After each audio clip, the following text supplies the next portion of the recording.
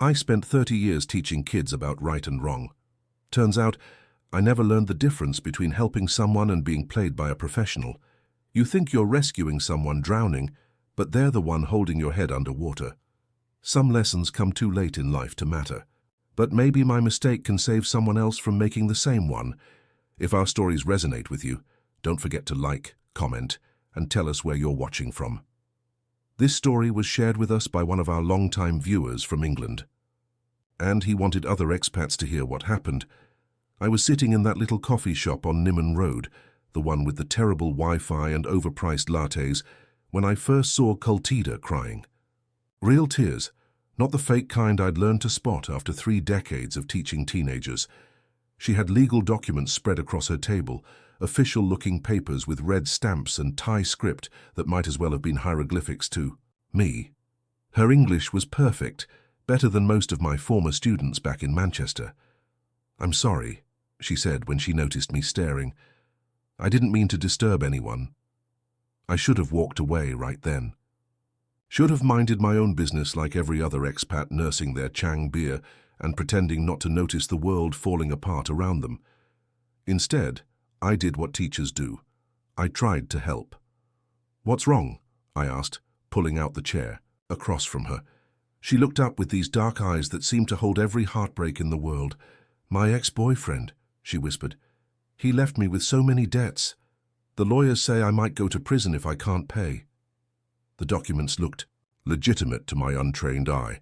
Court summons, legal notices, bills with numbers that made my pension look like pocket change. She explained how her British ex-boyfriend had convinced her to co-sign loans for his business ventures, then disappeared back to London when everything collapsed. "I trusted him completely," she said, dabbing her eyes with a tissue.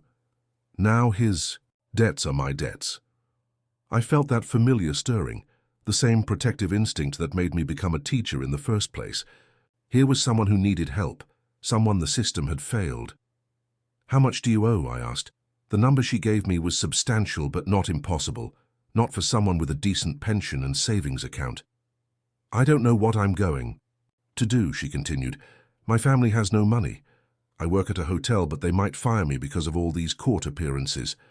I bought her another coffee and listened to her story for 2 hours. Every detail seemed to check out. She showed me photos of her and the ex-boyfriend, a pudgy man in his 50s who looked exactly like the type to sweet-talk a young woman into financial ruin.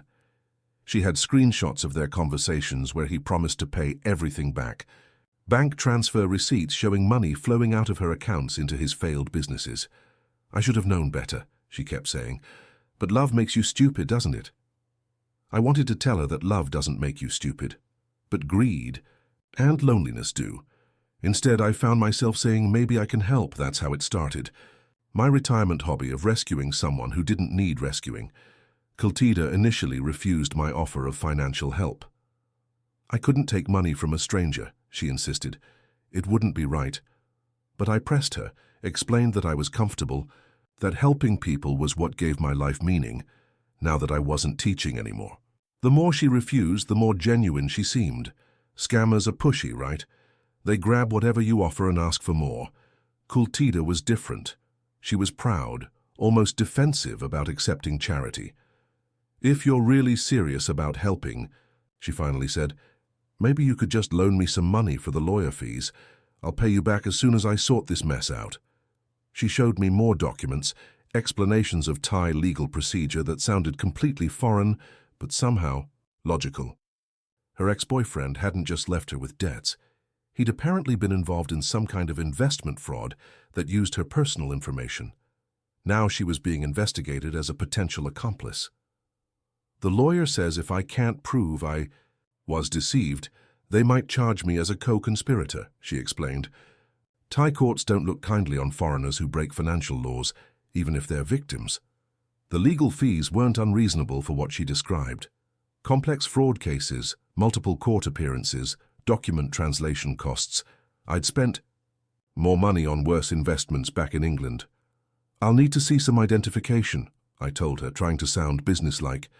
"And maybe we should meet with this lawyer together." She seemed relieved that I was taking things seriously. "Of course," she said. I want you to be comfortable with everything. This isn't some street scam.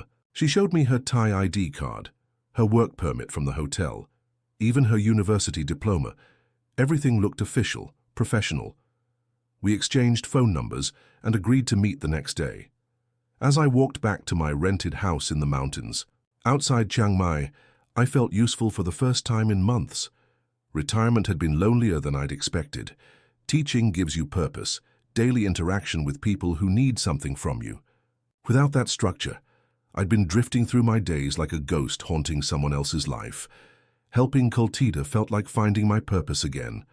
I was being needed by someone who deserved help, someone the system had failed, but who was fighting back with dignity and grace. That night I transferred £5,000 to my Thai bank account. It seemed like the least I could do. The next morning, Kultida arrived at the coffee shop with a folder thick enough to choke a horse, legal documents, bank statements, correspondence with lawyers and government offices.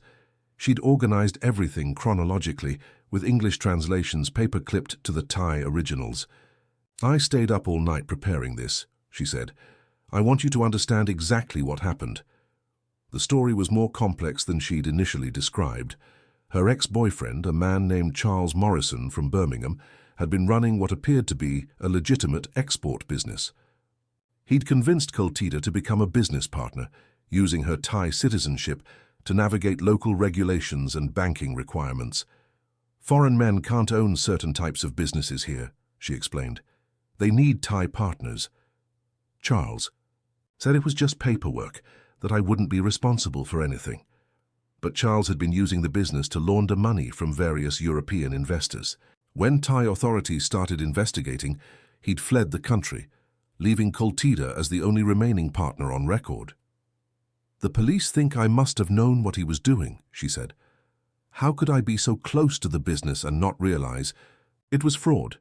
She showed me bank records indicating transfers of hundreds of thousands of pounds through accounts bearing her name. Money coming in from investors, going out to shell companies, a paper trail that made her look like either an accomplice or the mastermind. "My lawyer says the only way to prove my innocence is to demonstrate that Charles deceived me," she continued. "But that requires hiring investigators, translating documents, paying for expert witnesses. The court won't just take my word for it." The legal fees she quoted seemed reasonable given the complexity of the case. I'd handled enough disciplinary hearings at school to understand how expensive legal proceedings could become. "How much do you need immediately?" I asked. £15,000 would cover the initial investigation and legal filings, she said. "I know it's a lot of money, but without it, I'll definitely go to prison." I looked at her sitting across from me, this educated woman who'd been betrayed by someone she trusted, now facing criminal charges for his crimes. The parallels to some of my former students were obvious. Kids who'd gotten mixed up with the wrong crowd, who needed someone to believe in their potential for redemption. "Let me think about it," I said, though I'd already made my decision. That afternoon I transferred £15,000 to her lawyer's account. She cried when I showed her the receipt. Real tears again, not the crocodile variety.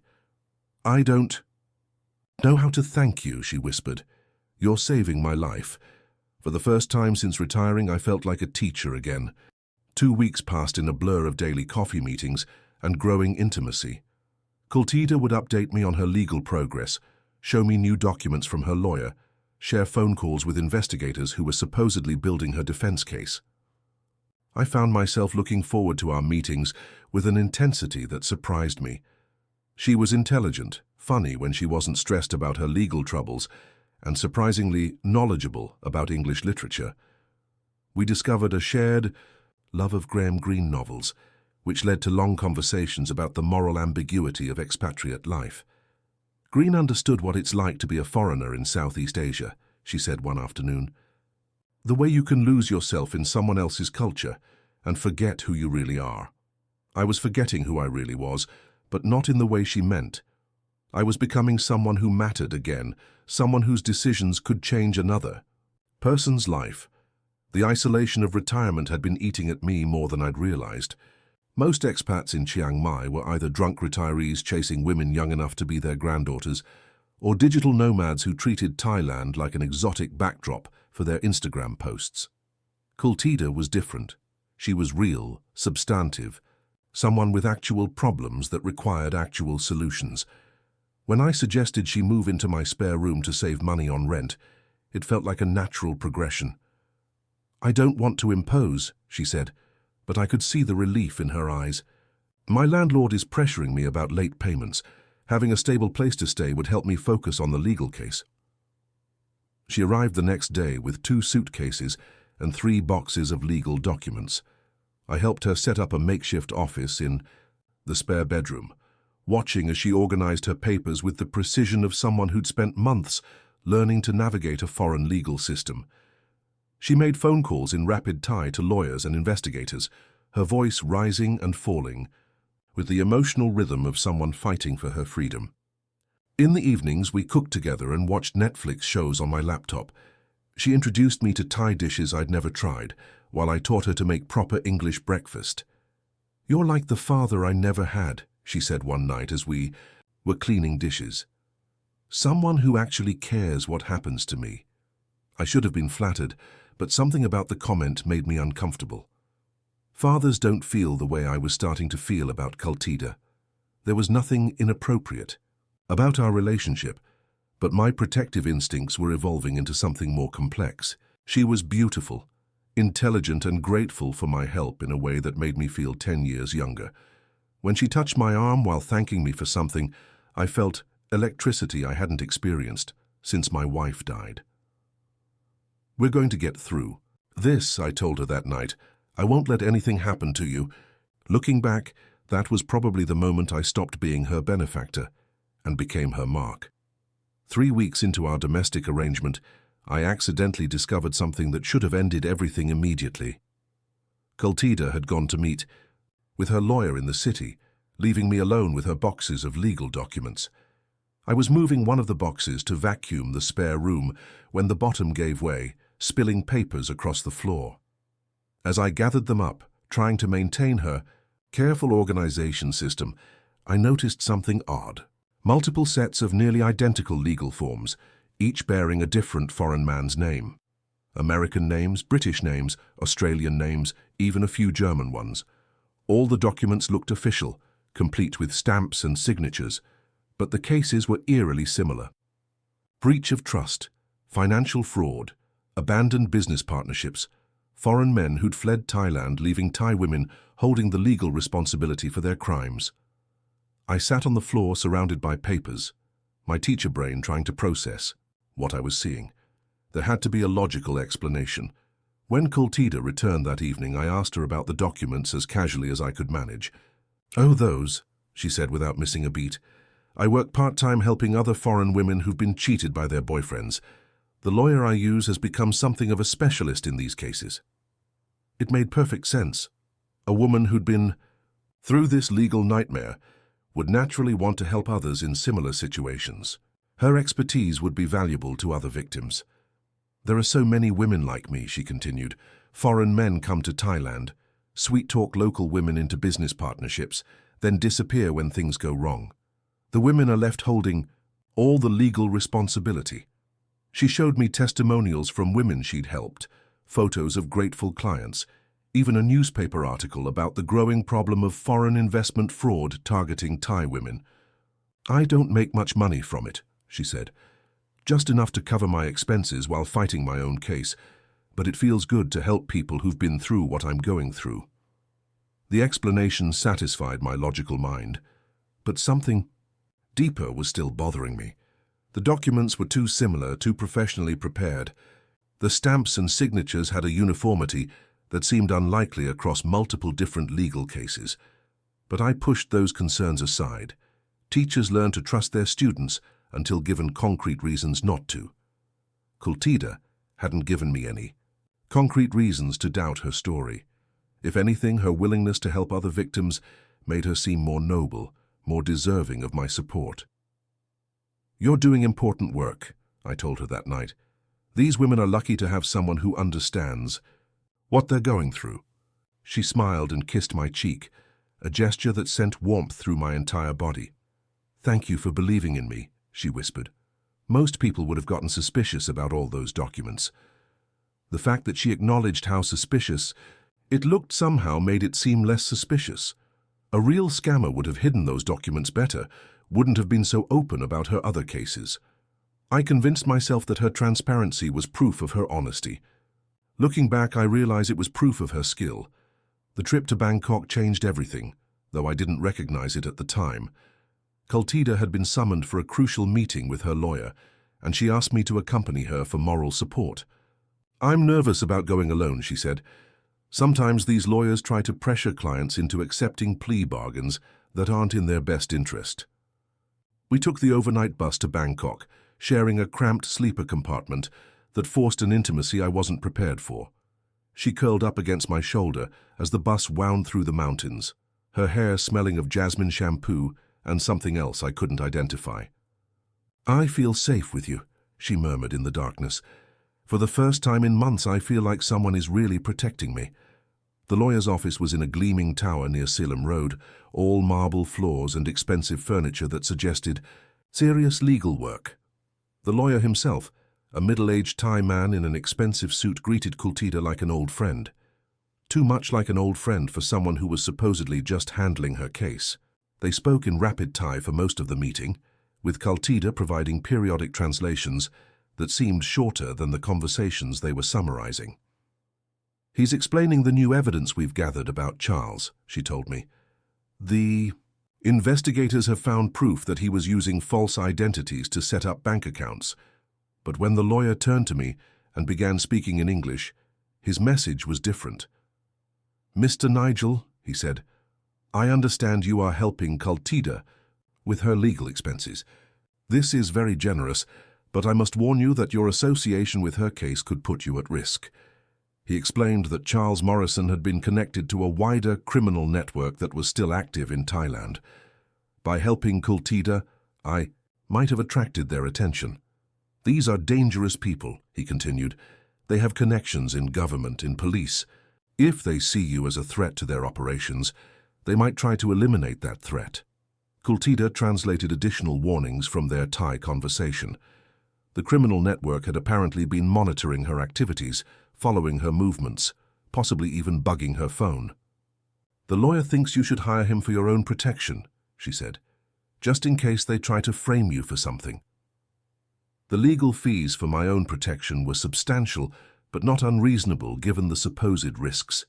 I found myself writing another check, this time for my own legal safety rather than Kultida's freedom. As we left the office, she took my arm and squeezed it tightly. "I'm so sorry you got dragged into this," she said, "but I'm grateful you're willing to protect yourself. I couldn't bear it if something happened to you because of me." Walking through the crowded streets of Bangkok, I felt like a character in one of Graham Greene's novels, an innocent foreigner caught up in local conspiracies, dependent on a local woman who might or might not be telling him the truth. The difference was that Greene's protagonists usually recognized they were in over their heads. I still thought I was the one in control. The protection racket began subtly, like most effective manipulation. Kultida started showing me threatening text messages that were supposedly from associates of her ex-boyfriend Charles. The messages were in broken English, full of misspellings and grammatical errors that made them seem authentically criminal. "We know you helping the girl," one message read. "Stop now or you have same problem as Charles." Another message included a photo of my house taken from the road, with the caption, "Nice place, would be shame if something happened."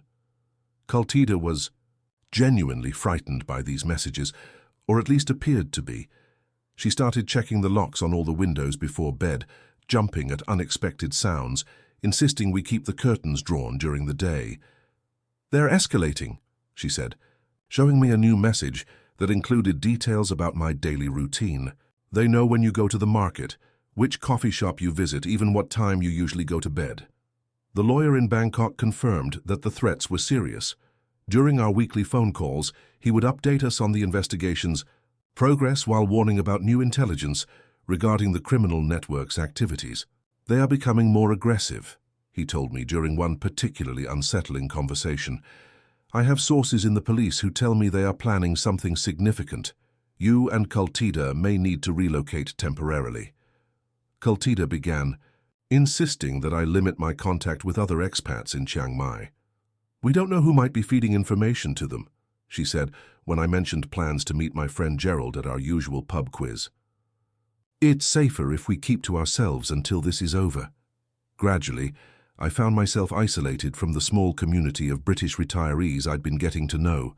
When Gerald called to ask why I'd been avoiding social gatherings, Kultida answered the phone and explained that I was dealing with a family emergency back in England.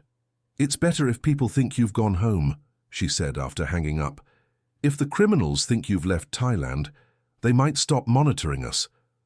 My world shrank to just Kultida and our house in the mountains. She monitored my phone calls, explaining that we needed to be careful about discussing anything that might alert the criminal network to our activities. She suggested I stop calling my sister in Manchester, at least until the legal case was resolved. "International calls might be traced," she said. "We can't risk putting your family in danger."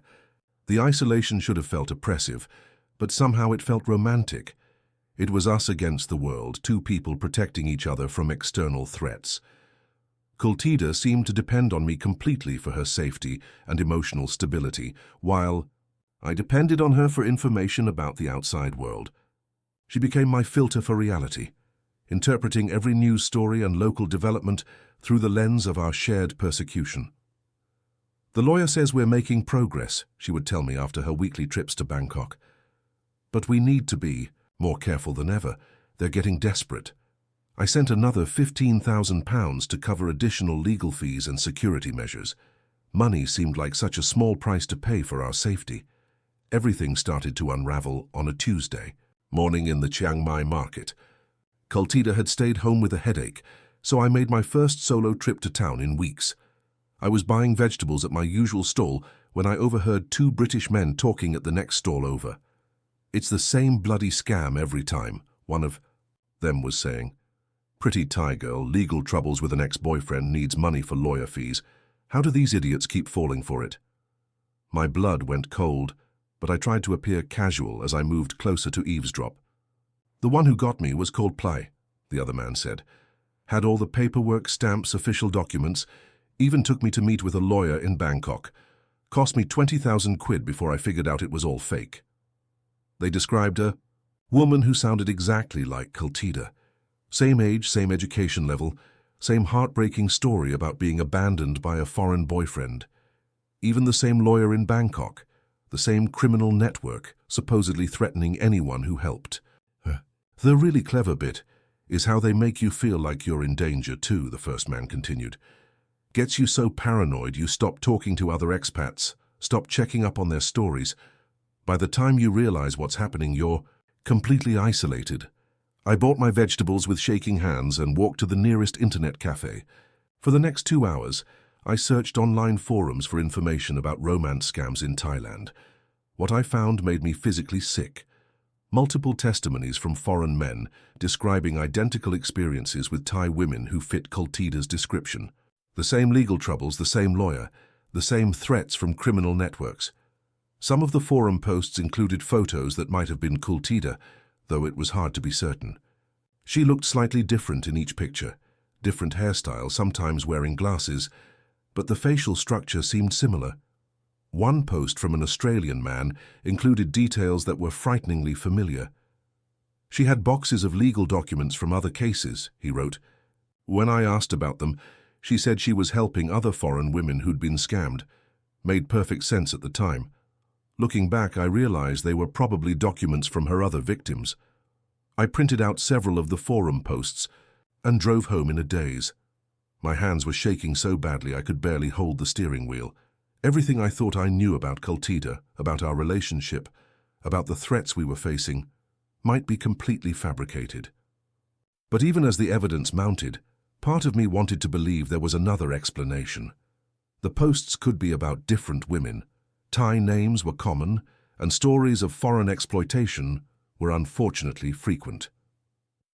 Maybe the similarities were just coincidental. Maybe the men posting these stories were bitter ex-boyfriends trying to destroy innocent women's reputations. When I confronted Kultida that evening, she initially seemed genuinely shocked by the accusations. "Those men are lying," she said, tears streaming down her face. "They're probably part of the criminal network trying to discredit me." She showed me new documents that supposedly proved the forum posters were connected to Charles Morrison's illegal activities. Bank records indicating payments from Charles to several of the men who'd posted negative stories about her. "Don't you see?" she said. "They're trying to turn you against me because our investigation is getting too close to the truth." For a moment I almost believed her.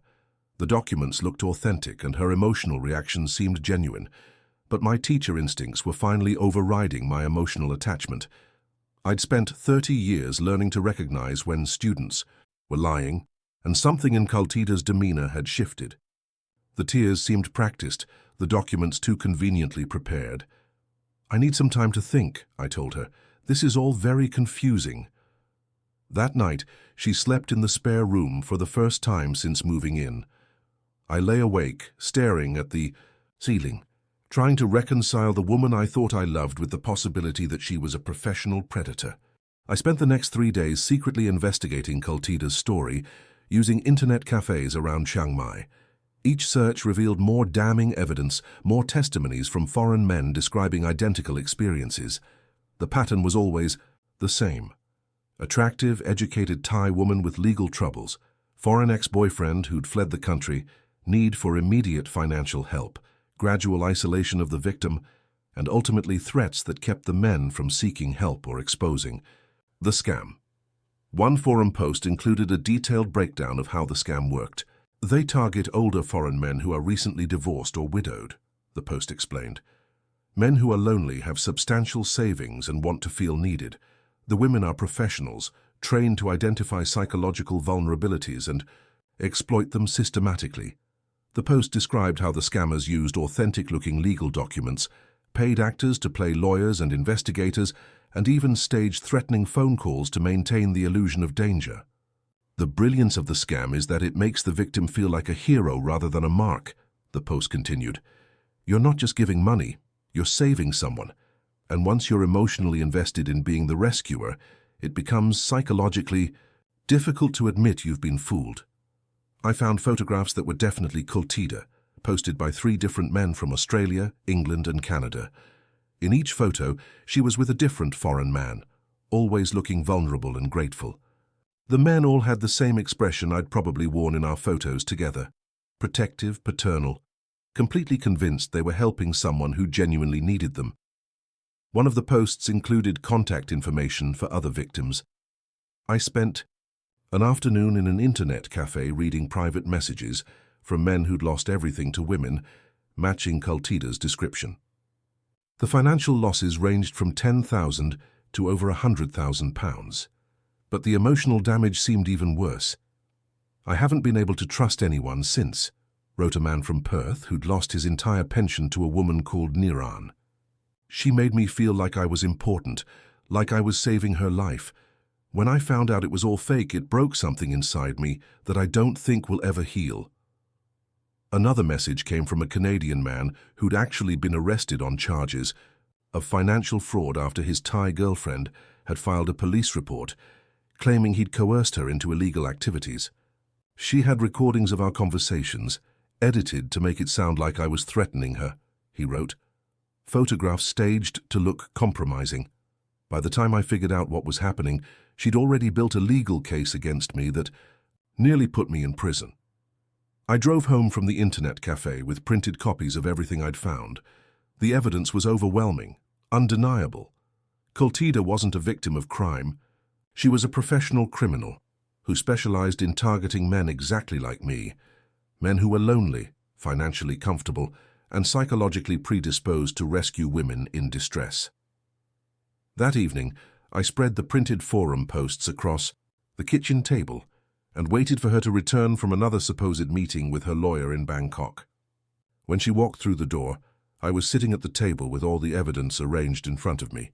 "We need to talk," I said.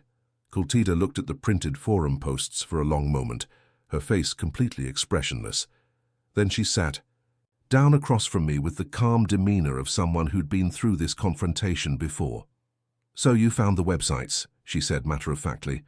"I was wondering when you would start checking up on me." The sudden change in her voice was startling. Gone was the vulnerable woman who'd been depending on my protection. In her place sat someone who seemed completely in control, almost bored by the conversation we were about to have. "These men are all liars," she said, gesturing at the forum posts. "Bitter foreigners who can't accept that they were rejected by Thai women. They make up these stories to damage our reputations." But her denial lacked the emotional intensity of our previous confrontation. She sounded like she was reciting lines from a script she'd performed many times before. "The photos," I said, pointing to the pictures of her with different foreign men. "How do you explain these?" She shrugged. "I've had many foreign boyfriends over the years. Most of them were decent men, but a few turned out to be criminals or just losers. When things ended badly, they posted my photos online to try to ruin my life." I pulled out the forum post that included specific details about her legal documents, her lawyer in Bangkok, even the threats from Charles Morrison's supposed criminal network. "This man describes exactly the same situation you've been telling me about," I said. "The same lawyer, the same legal case, even the same threatening text messages." For the first time, Kultida's composure cracked slightly. She looked at the specific post I was referencing, and I saw a flicker of something that might have been respect. "You're more thorough than most," she said quietly. "Most men never get this far." She leaned back in her chair and studied me, with eyes that seemed completely different from the woman I thought I'd been living with. The vulnerability was gone, replaced by a cold assessment that made me feel like a specimen under a microscope. "What do you want me to say?" she asked. "That I'm running some elaborate scam, that everything between us has been fake?" The question hung in the air between us. Part of me still wanted her to provide some explanation that would preserve what we'd had together, but a larger part of me already knew the answer. "I want you to tell me the truth," I said. "For once, just tell me what's really happening here." Kultida was quiet for a long time, studying the printed forum posts with the same careful attention she'd once given to her supposed legal documents. When she finally looked up, her entire demeanor had changed again. "The truth," she said slowly, "is that you're in much more trouble than you realize. What Kultida told me next was worse than anything I'd imagined from the forum posts. She wasn't just running a romance scam for money. She was building legal cases against foreign men, documenting their relationships and financial transactions to create evidence for criminal prosecution. You think I'm just some bar girl trying to steal your pension?" she said with something that might have been amusement. "This is much more sophisticated than that." She explained that she worked with a network of lawyers, police officers, and government officials who specialized in prosecuting foreign men for various crimes: visa violations, tax evasion, money laundering, sexual exploitation of Thai women. "We target men who fit a specific profile," she continued. "Older, recently divorced or widowed, substantial savings, living in Thailand on retirement visas. Men who are emotionally vulnerable and eager to help young Thai women." The beauty of the system was that it was perfectly legal. Everything she'd done with me could be documented as evidence of a foreign man taking advantage of a vulnerable Thai woman. The money I'd given her could be characterized as payments for sexual services or attempts to bribe her into illegal activities. "I have recordings of every conversation we've had," she said, pulling out a small digital device I'd never noticed before. "Audio files that can be edited to sound like you were coercing me, threatening me, or paying me for illegal services." She showed me photographs on her phone that I didn't remember being taken. Pictures of us together that had been staged to look compromising. Photos of me giving her money that could be presented as evidence of prostitution or human trafficking. "There are also witness statements from my associates," she continued. "People who will testify that they saw you abusing me, forcing me to do things against my will, treating me like property rather than a person." The legal case she'd been building against me was comprehensive and convincing. Bank records showing large money transfers from my account to hers, documentation of our cohabitation that could be presented as evidence of unlawful sexual exploitation. Even the threatening text messages from Charles Morrison's network had been part of the setup, creating a paper trail that made me look like someone involved in criminal activities. "Why are you telling me this?" I asked, my voice barely above a whisper. "Because you have two choices," she said. "You can try to expose me, in which case I'll file charges against you tomorrow, and you'll spend the next 5 years fighting prosecution in Thai courts. Or you can accept that this is how things work here and walk away quietly." She leaned forward across the table, her voice becoming almost gentle. "I actually like you, Nigel. You're kinder than most of the men I work with. If you leave Thailand voluntarily and never come back, I'll destroy all the evidence I've collected. No charges, no legal problems, no criminal record. You just disappear and this never happened." The room felt like it was spinning around me. Everything I thought I understood about my life in Thailand, about Kultida, about myself, had been completely fabricated. I wasn't the rescuer in this story. I was the victim, and I'd been a victim from the moment I first offered to help her in that coffee shop. "How long do I have to decide?" I asked. "1 week," she said, standing up from the table.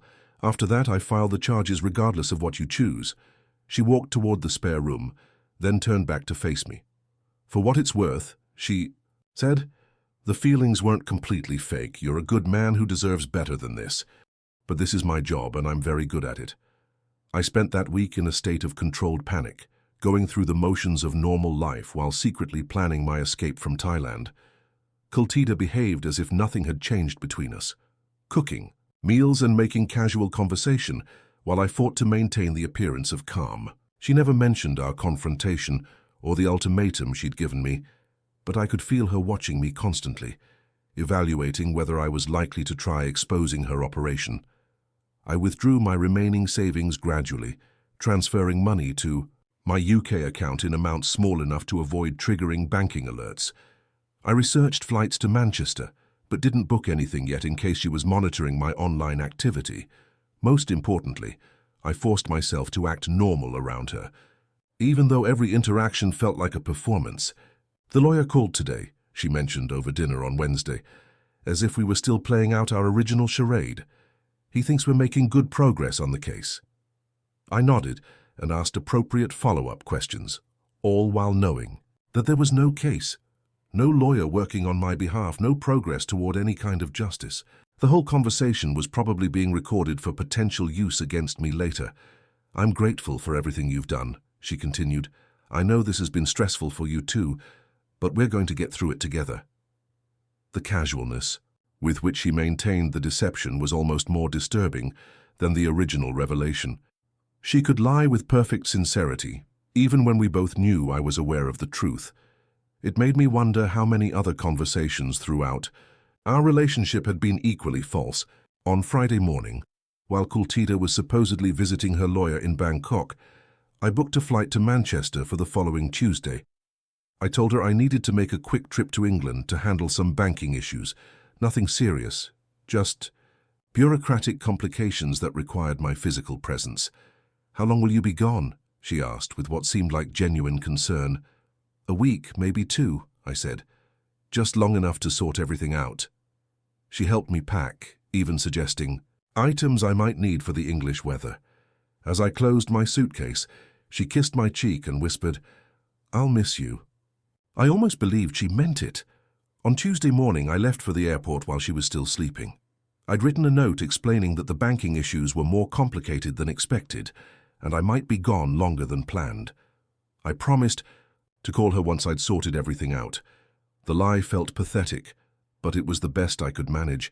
At the airport, I was terrified that she might have already filed charges against me, that immigration officials would stop me at passport control and escort me back to face prosecution. But my departure went smoothly. The immigration officer stamped my passport without comment, and 12 hours later I was back in Manchester, sitting in my small flat and trying to process what had just happened to me. The safety of England felt surreal after months of manufactured danger in Thailand.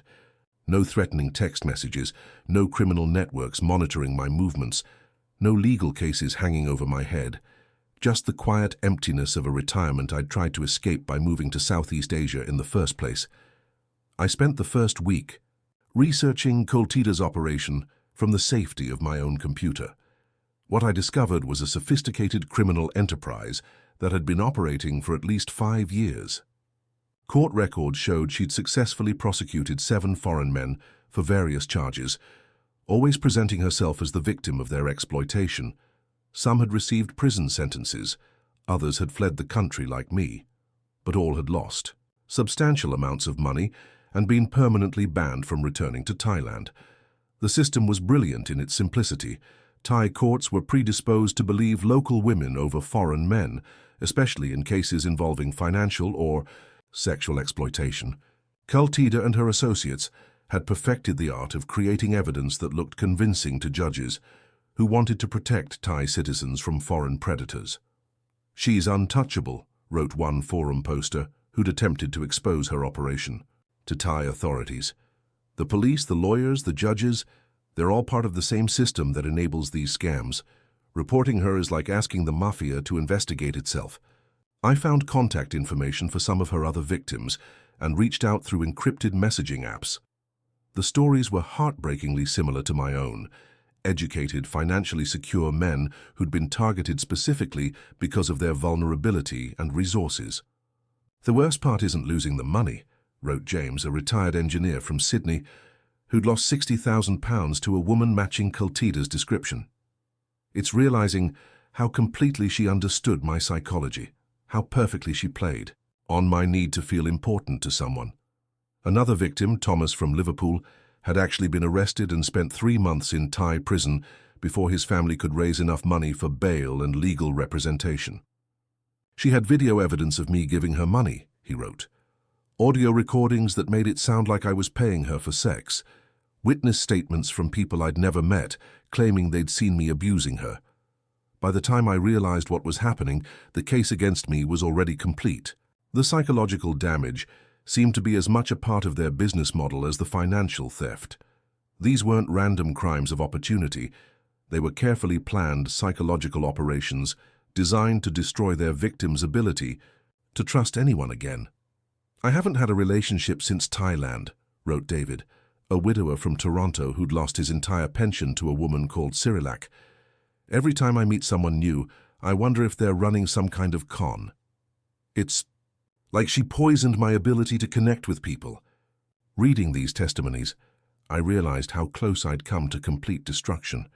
If I'd stayed in Thailand another week, I would have faced criminal charges that could have put me in prison for years. Even if I'd eventually proven my innocence, the legal costs and reputational damage would have destroyed my retirement savings and my peace of mind.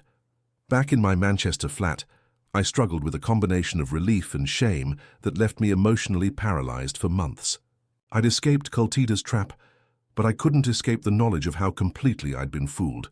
Every decision I'd made, every emotion I'd felt, every moment of intimacy we'd shared had been calculated and manipulated by someone who saw me as nothing more than a source of income. The loneliness that had driven me to Thailand felt overwhelming now that I was back in England. I'd moved to Southeast Asia to find meaning and connection in my retirement, only to discover that my need for both had made me an ideal target for exploitation. I couldn't bring myself to contact old friends or family members, knowing they would ask about my time in Thailand, and I would have to lie about what had really happened. I started attending a support group for fraud victims, though I couldn't bring myself to share the full details of my experience. The shame of being manipulated so completely felt too raw, too personal to discuss with strangers. "The hardest part," said Margaret, a widow who'd been scammed by a romance fraudster she'd met online, "is accepting that your feelings were real, even though theirs weren't." That observation hit me harder than anything else I'd heard in the group. My feelings for Kultida had been genuine, even if everything about her had been fabricated. The love I'd felt, the protectiveness, the sense of purpose she'd given me, those emotions had been real, and losing them felt like a genuine bereavement. I began writing about my experience, initially just as a way to process what had happened, but eventually with the goal of warning other potential victims. I posted my story on several expat forums, including detailed descriptions of Kultida's methods and the warning signs I'd ignored. The responses were mixed. Some men thanked me for sharing my experience, admitting they'd encountered similar situations but hadn't recognized them as scams. Others accused me of being a bitter foreigner trying to damage innocent Thai women's reputations. A few responses were more disturbing. "You got off easy," wrote one anonymous poster. "If you'd tried to expose her while you were still in Thailand, you would have ended up in prison or worse. These networks have connections everywhere." Another message came through private email from someone claiming to be a former associate of Kultida's operation. "She's moved to Cambodia now," the message read. "Same business model, new hunting grounds. The Thai authorities were starting to get too much attention from foreign embassies, so the whole network relocated." The idea that Kultida was continuing to operate, targeting new victims with the same methods she'd used on me, made me feel sick. But I also felt powerless to stop her. I'd escaped her trap, but I couldn't prevent others from falling into it. "The best thing you can do," advised another victim I'd connected with online, "is keep telling your story. Most of these scams work because the victims are too ashamed to admit what happened. The more people who speak out, the harder it becomes for them to find new targets." 6 months after returning to England, I received an email that changed everything. It was from a detective with the Australian Federal Police who was investigating financial crimes targeting Australian citizens in Southeast Asia. "We've been monitoring online discussions about romance and legal scams in Thailand," the email read. "Your story matches several cases we're currently investigating. Would you be willing to provide a formal statement about your experiences?" I agreed to cooperate, hoping that my testimony might help build a case against Kultida's network. The detective, a woman named Sarah Chen, interviewed me via video call for several hours, taking detailed notes about every aspect of my relationship with Kultida and her associates. "What you've described is part of a much larger criminal enterprise," she explained. "We've identified at least 20 similar cases involving Australian victims, and we're working with law enforcement agencies in other countries to coordinate a joint investigation." She showed me photographs of several Thai women who were suspected of operating similar scams. I recognized 2 of them from the fake legal documents Kultida had shown me, supposedly representing other victims she was helping. "These aren't isolated operators," Detective Chen continued. "This is an organized criminal network with connections to corrupt officials, lawyers, and police officers in multiple countries. They've stolen millions of dollars from foreign victims over the past decade. The investigation was complicated by the international nature of the crimes and the corruption within Thai law enforcement that protected the scammers. We can't prosecute them in Thai courts because they have too many connections there," Detective Chen explained. "But we're building cases that can be prosecuted in other jurisdictions, and we're working to freeze their assets in international banks." She warned me that cooperating with the investigation might put me at risk. "These people have long memories and extensive networks," she said. "If they discover you're helping us build a case against them, they might try to retaliate." But the possibility of stopping Kultida's operation outweighed my concerns about personal safety. I provided Detective Chen with everything I had: bank records, recordings of phone calls, copies of the fake legal documents, even the threatening text messages that had been part of their psychological manipulation. "Your case is particularly valuable because you documented everything so thoroughly," she told me. "Most victims are too traumatized or ashamed to keep detailed records. Your evidence could be crucial for establishing the scope and methods of their operation." The investigation took almost 2 years, during which I lived in a strange state of suspended animation. I couldn't move on with my life while the case was pending, but I also couldn't return to the person I'd been before Thailand. The experience had changed me in ways that felt permanent and irreversible. When Detective Chen finally called with news that arrests had been made, I felt a mixture of relief and emptiness. "We've arrested 12 members of the network, including several of the women you identified," she said. "They're being prosecuted in Australia, Canada, and the UK for fraud, money laundering, and conspiracy charges." Kultida had been arrested in Cambodia, where she'd been operating under a different name but using the same methods. "She's fighting extradition," Detective Chen explained, "but we have enough evidence to ensure she faces prosecution regardless of where she ends up." The financial recovery was minimal. Most of the money had been moved through shell companies and offshore accounts that were difficult to trace. But knowing that Kultida's network had been disrupted felt like a form of justice, even if it couldn't undo the damage they'd caused. 2 years after returning from Thailand, I finally felt ready to rebuild some kind of normal life. The investigation was over, Kultida was in prison, and I'd processed enough of my experience to move forward without constantly looking over my shoulder.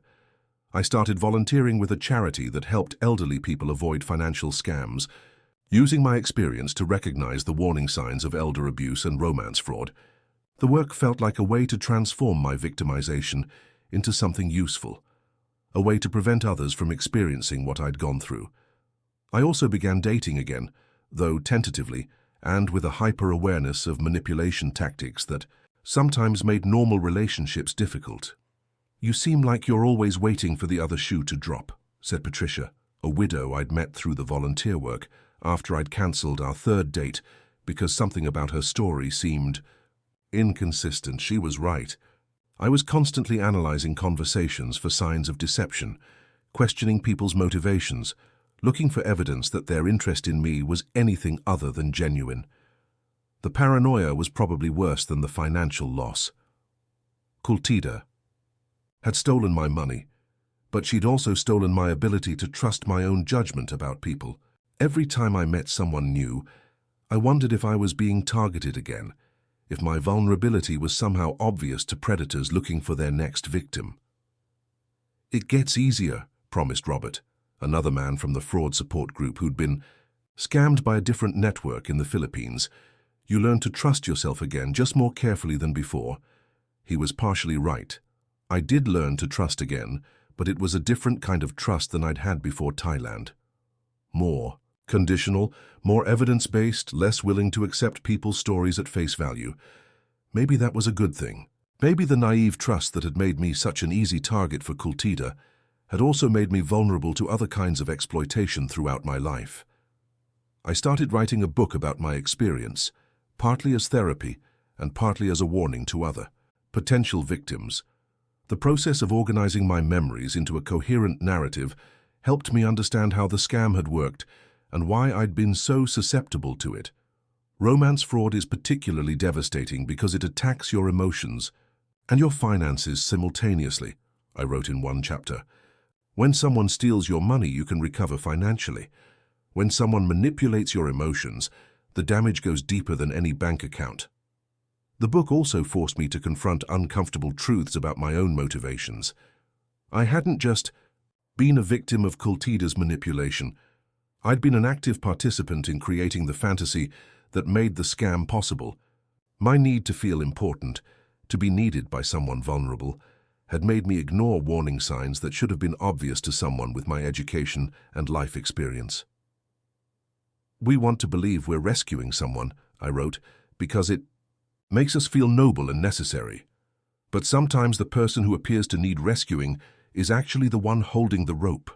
The final twist in my story came 3 years after I'd fled Thailand, in the form of a letter forwarded through my publisher. It was from Kultida, writing from an Australian prison where she was serving a 15-year sentence for fraud and money laundering. "Dear Nigel," the letter began, "I hope you won't throw this away without reading it. I know I have no right to contact you, but there are things I need to tell you before I disappear forever." She wrote about growing up in rural Thailand in a family so poor that selling her to older men was considered a reasonable way to earn money for her siblings' education. "I learned early that foreign men would pay for the fantasy of rescuing a beautiful, vulnerable Thai woman," she wrote. "It started as survival, but eventually became the only way I knew how to relate to men." What surprised me most was her acknowledgement that parts of our relationship had been genuine. "You were kinder than most of the men I targeted," she wrote, "when you helped me without expecting anything sexual in return, when you listened to my problems and offered emotional support. Those moments were real for me. I hadn't experienced that kind of uncomplicated kindness from a man before." She described the psychological toll of maintaining multiple fake relationships simultaneously, of constantly performing vulnerability and gratitude while suppressing any authentic emotions that might complicate her work. I became so good at being what men wanted that I forgot how to be myself, she wrote. By the time I met you, I'm not sure there was a real self left to remember. The letter included an no apology that felt both sincere and inadequate. I know saying sorry can't give you back the money or the trust I took from you, she wrote, but I want you to know that destroying you wasn't personal. You were just unlucky enough to fit the profile of men we targeted. She ended by warning me about other networks still operating throughout Southeast Asia. The system that created me is still there, she wrote. Other women are being trained to do what I did, and they're getting better at it every year. Please keep telling your story. It might save someone else from what I put you through. I read the letter 3 times before deciding what to do with it. Part of me wanted to tear it up and forget about it, to maintain the clean narrative of victim and perpetrator that had helped me process my experience. But another part of me recognized something valuable in her honesty, something that complicated the simple story of good versus evil I'd been telling myself. I wrote back, not to forgive her, but to acknowledge the complexity of what had happened between us. Your childhood doesn't excuse what you did to me and others, I wrote, but understanding your motivations helps me make sense of an experience that felt senseless for years. We exchanged several more letters over the following months, carefully, monitored by prison authorities and my own psychological boundaries. The correspondence wasn't about reconciliation or forgiveness. It was about understanding how 2 people with different vulnerabilities and different survival strategies had created a relationship that was simultaneously intimate and completely false. I think about the evenings we cooked dinner together. She wrote in one letter, "Those moments when we weren't performing for each other, when we were just 2 lonely people sharing a meal, were those real or was I still acting even then?" I couldn't answer her question because I wasn't sure myself. The line between performance and authenticity had been so blurred in our relationship that even the perpetrator couldn't distinguish between them. Maybe that was the most insidious aspect of the whole scam. It wasn't just about taking money from vulnerable men. It was about creating genuine emotional connections that could be weaponized for financial gain. Today, 5 years after fleeing Thailand, I live quietly in Manchester, with a better understanding of my own vulnerabilities and a hard-won appreciation for the complexity of human motivation. I still volunteer with the fraud prevention charity, and my book has been published to modest success. I receive regular emails from men who've read my story and recognize similar patterns in their own relationships. "Thank you for writing this," said one recent message. "I was 6 months into what I thought was love with a Philippine woman when I recognized the warning signs you described. I'm heartbroken, but not broke." Patricia and I have been together for 2 years now, a relationship built on transparency and mutual wariness that has slowly evolved into something resembling trust. We both know too much about human capacity for deception to be naive about love, but we've learned that knowledge doesn't preclude affection. It just makes it more valuable when it's real. I still think about Kultida sometimes, wondering if she's found some way to create an authentic life in prison, if the vulnerability she performed for so many years has ever become genuine. Our correspondence ended when she was transferred to a different facility, but I keep her letters as a reminder that even the people who hurt us most are more complicated than our pain allows us to see. The money I lost has been replaced by insurance, settlements, and careful investing. The trust I lost has been partially rebuilt through patient work and honest relationships.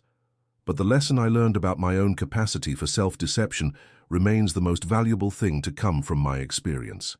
I wanted to be needed so badly that I ignored obvious signs I was being used. I wanted to be the hero of someone else's story so much that I didn't notice I was actually the victim of mine. That knowledge has made me a more careful person, but hopefully not a more cynical one. I still believe in helping people who need help. I just check their stories more thoroughly now, and I listen more carefully to the part of my brain that evolved to recognize predators. The best revenge, Patricia told me recently, is becoming too smart to be fooled again. She's probably right, though I prefer to think of it as education rather than revenge. Kultida taught me things about human nature that I couldn't have learned any other way. The tuition was expensive, but the knowledge has been invaluable. I'll never return to Thailand, but I carry the memory of those mountains outside Chiang Mai, the coffee shops where I thought I was falling in love, moments of genuine tenderness that existed somehow alongside elaborate deception. They were all real, even when they weren't true. Sometimes the most important lessons come disguised as the worst mistakes, and sometimes the people who teach us the most are the ones who hurt us most deeply. I'm grateful to be alive, to be free, and to be wise enough now to recognize the difference between helping someone who needs help and being used by someone who's learned to need nothing but other people's neediness.